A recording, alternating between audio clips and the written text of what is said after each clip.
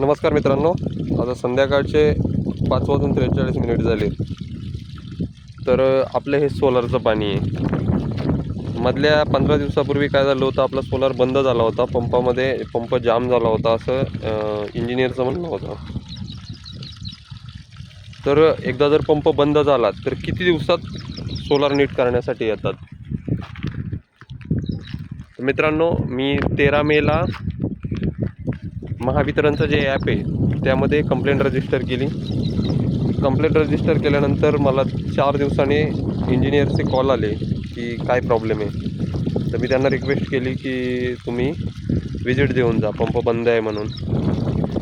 पण विजिटसाठी कोणी आलं नाही. नंतर मी आपली मागील त्याला सोलार पंप योजनेत यामध्ये वेबसाईटवर जाऊन लॉग इन केलं आणि तिथनं जो इंजिनियर अलोकेट केला आहे त्याचा मला नंबर आणि मेल आय डी मिळाला.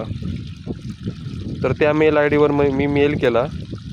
मला त्यांचा तात्काळ रिप्लाय आला की तुम्हाला इंजिनियर येऊन जाईल. तर तो होता अल्फेक्सवाल्यांचा.